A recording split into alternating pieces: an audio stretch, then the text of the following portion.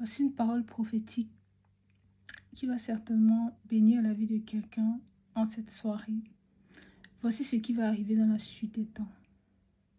Je sais que beaucoup se posent la question, qu'est-ce qu'on est en train de vivre en ce moment? Qu'est-ce qui va vraiment se passer par la suite? D'autres ont peur, d'autres se réjouissent. Mais voici dans cette vidéo ce qui va se passer dans la suite des temps.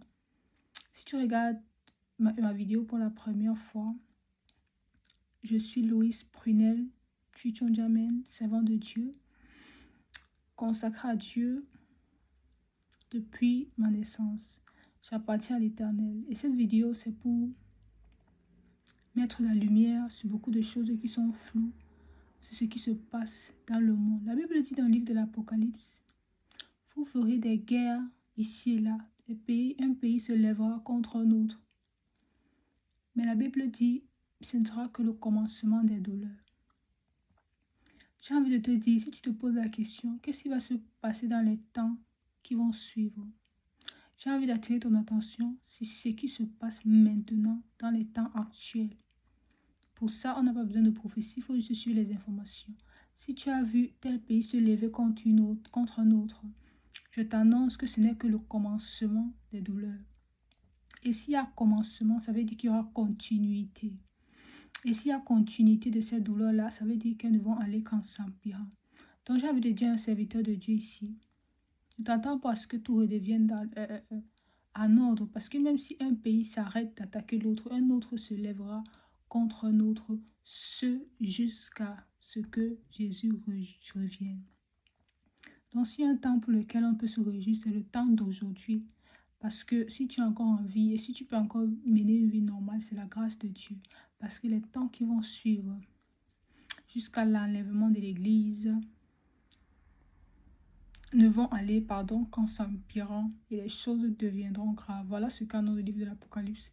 Voici les paroles de la prophétie dans le livre de l'Apocalypse annoncé par le serviteur de Dieu, Jean. Qu'est-ce que tu dois donc faire en tant qu'enfant de Dieu? Toi qui écoutes ce message aujourd'hui, tu dois te préparer parce que le Seigneur Jésus dit, vous ne saurez ni l'heure ni le jour, je viendrai comme un voleur.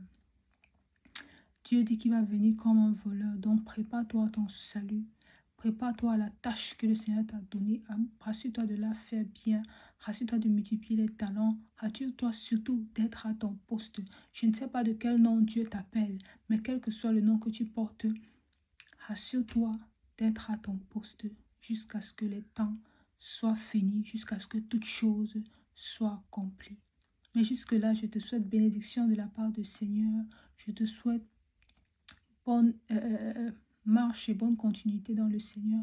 Je te souhaite et je t'encourage à chercher la face de Dieu et à chercher Dieu jusqu'à ce qu'il revienne. Surtout, demeure dans la prière pour les uns les autres, pour toi-même, pour ta famille, parce qu'il ne va rien se produire de pire. Quand je parle ici de tribulation, tant que l'Église ne sera pas enlevée. Et qui dit Église qui prie. Toi qui es l'Église de Dieu, à toi je m'adresse en ce moment. Prie, prie, prie. Tu entendras des cris, prie. Tu entendras des pleurs, prie, prie. Tu entendras des bruits ici et là, prie. C'est le moment de prier. Que le Seigneur vous bénisse.